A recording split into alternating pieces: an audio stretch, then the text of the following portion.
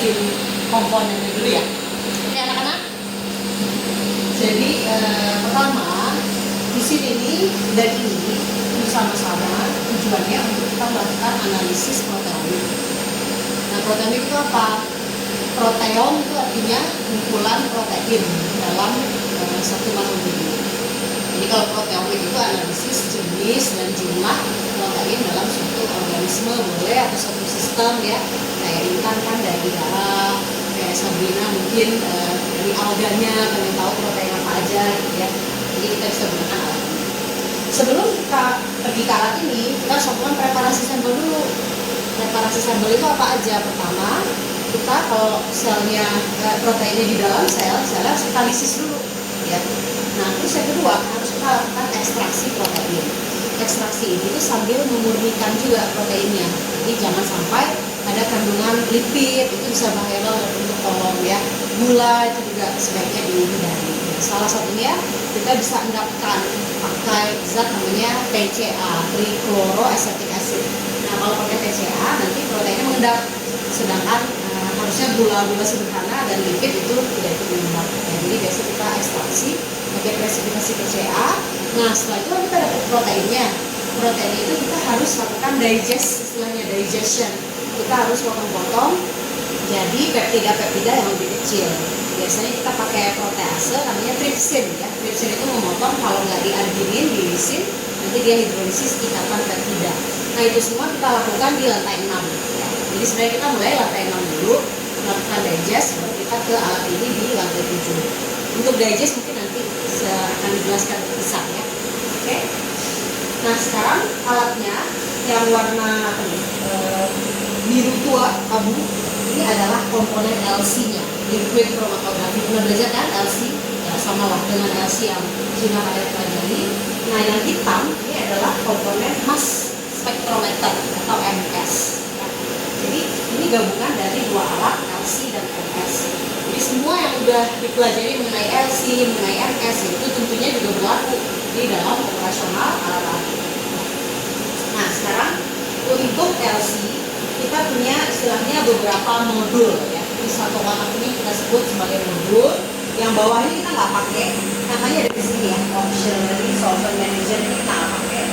Dan kita pakai 3 di atas ini. Oke. Nah seperti halnya kromatografi pada umumnya pasti ada namanya fasa gerak dan fasa diam. Ya. Fasa geraknya ada di atas sini. Jadi lihat ada A dan B ya. A-nya itu adalah air, tapi airnya harus LC-MS grade. Okay? Nggak bisa air biasa-biasa aja, nggak bisa air ya, LC-MS grade. Kemudian kita tambahkan di dalamnya 0,1% asam format. Biasanya ini cukup sering kita ganti, makanya kalau bikin baru itu biasanya kita kasih tanggalnya biar kita tahu kapan harus diganti. Mungkin idealnya 1 sampai 2 minggu itu udah kita ganti isi airnya ya. Ini kita sebut fase A, ingat ya, kalau ada A itu berarti kita air ya. A berarti ada B ya kan. B-nya itu adalah asetonitril 100% juga, dan tentunya mesti LC-MS grade juga ya. Nah ini juga mengandung 0,1% FA ini formic acid ya, atau asam format. Gunanya adalah membantu nanti proses protonasi, karena mass spec itu kan mesti bermuatan kan, nggak boleh netral kan, kita mesti mode positif atau mode negatif. Kalau mode positif itu kan protonasi yang paling mudah, tambahin H+.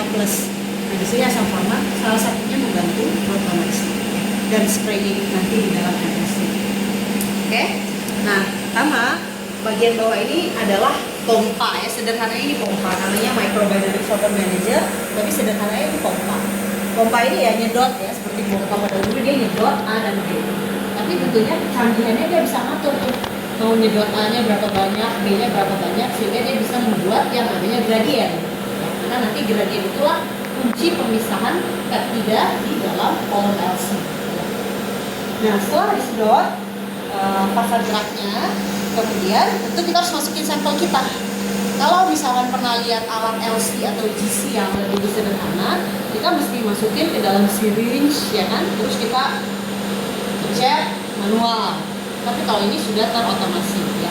Biasanya LC atau GC yang tandem dengan MS itu biasanya udah lebih mutakhir dan sudah terotomasi. Jadi kalau kita lihat di sini di sample manager ya, kalau kita buka, nah ini sampelnya ada di dalam sini.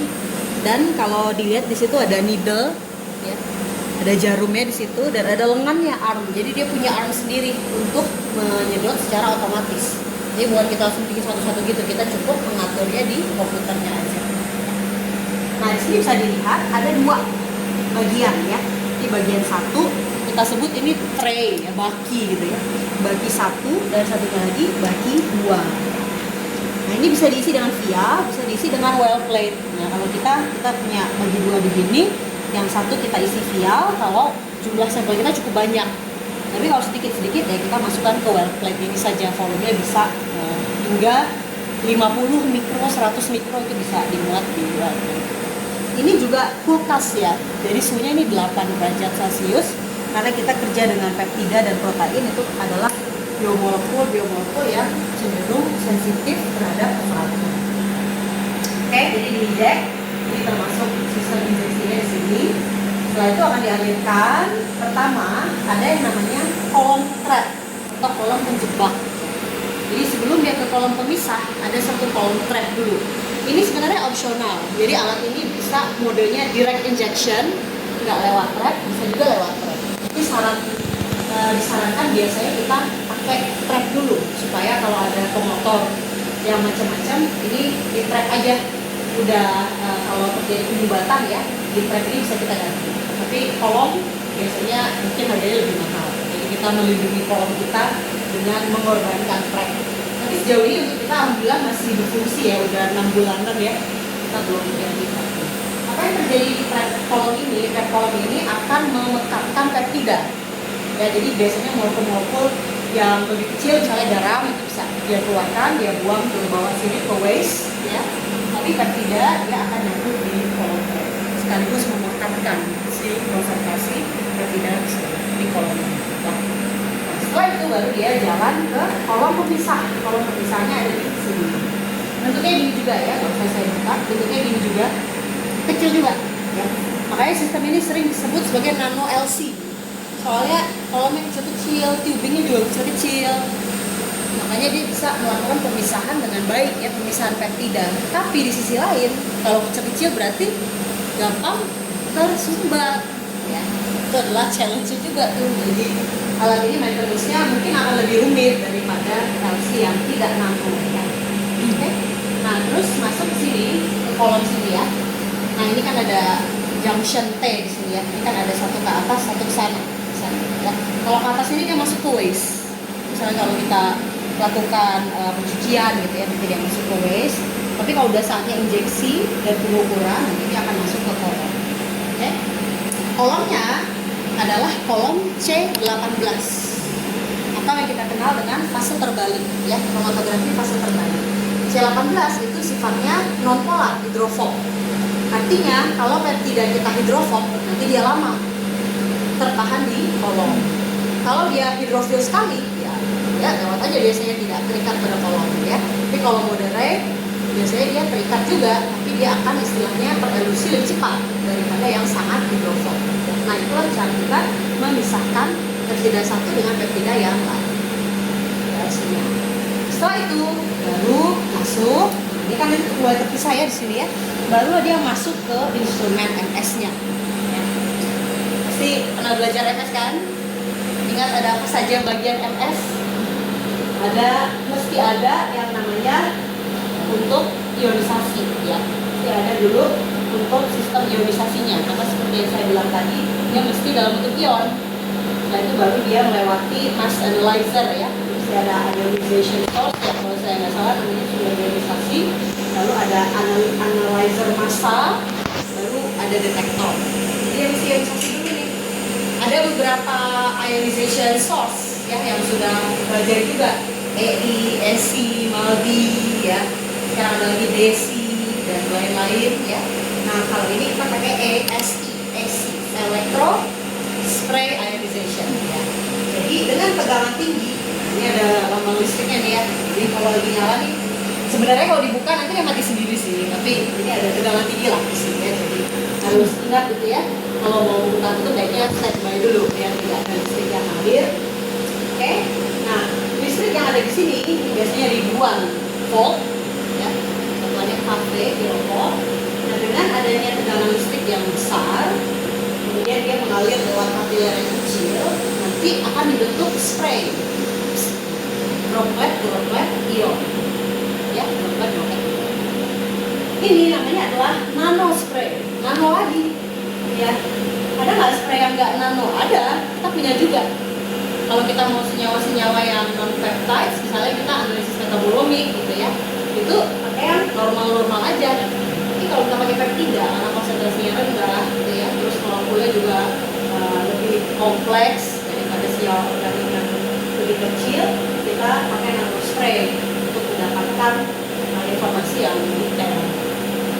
Nah, seperti yang saya jelaskan di sini tadi, nano itu bagus, presisi, tapi juga rewel ya.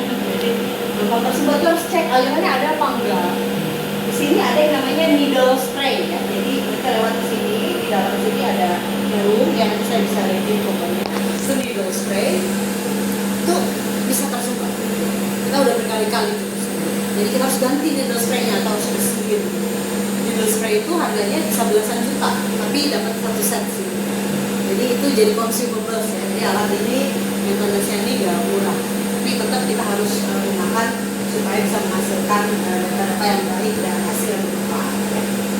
Oke, jadi dia masuk sini, nanti ada detektornya. Detektornya di sini ada 2, Q-TOF. Q itu quadruple, ya, TOF adalah time of flight. Jadi gabungan quadruple dulu sebagai penyeleksi masanya. Setelah itu TOF, time of flight, ini yang menjulang ke water ini ya. Ini adalah tube untuk TOF-nya dibawa ke detektor.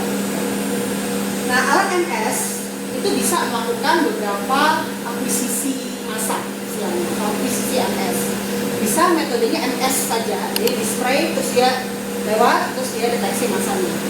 Bisa ada yang namanya MSMS. MSMS itu berarti di dalam setelah quadruple ada namanya collision cell ya, sel tempat terjadi pembukaan antara gas inert, biasanya argon ya, gasnya argon dengan droplet tadi, sehingga terjadi yang namanya fragmentasi ya. Itu yang nanti kita sering sebut dengan high energy. Kalau MS doang low energy ya. Nanti hasilnya di protogramnya yang MS saja itu namanya function 1 ya, function 1. Kalau MSMS function 2 kayak gini ya, function 1 dan function 2. Untuk analisis programnya kita mesti lakukan dua-duanya ya. Kenapa? Contoh, misalnya saya punya peptida apa misalnya A, D, E, F ya kan, ADEF. Kalau kita cuma lakukan function 1 saja atau MS saja, maka kan kita dapat masanya tuh ya. Dari masanya kita bisa menduga, oh kalau masa segini berarti dia punya A, punya D, punya E, dan punya F. Tapi kita nggak tahu urutannya.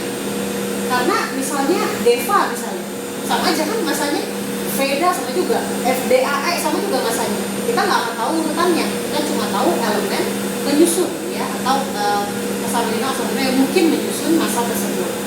Nah, saat kita lakukan fragmentasi di function 2, nanti kita akan dapat ya sesuai namanya fragmentasi, berarti memperoleh fragmen-fragmen. Misalnya fragmennya ada ADE sama ada DEF. Nah, kita bisa nyusun kan, berarti ini ADEF karena A itu deket D, D itu deket E, AD dan DEF. Berarti ini ADEF, bukan VEDA, bukan FDAE atau apa gitu ya. Jadi MSMS atau MS itu sangat penting dalam analisis programming karena itulah kunci menentukan sequence. Tapi di sisi lain tanpa MS1, MSMS itu nggak ada, MSMS atau function itu nggak ada artinya juga karena nggak tahu induknya siapa ya. Nah, yang induknya itu kita sebut sebagai ion prekursor biasanya. Sedangkan hasil fragmentasi kita beri nama ion fragment.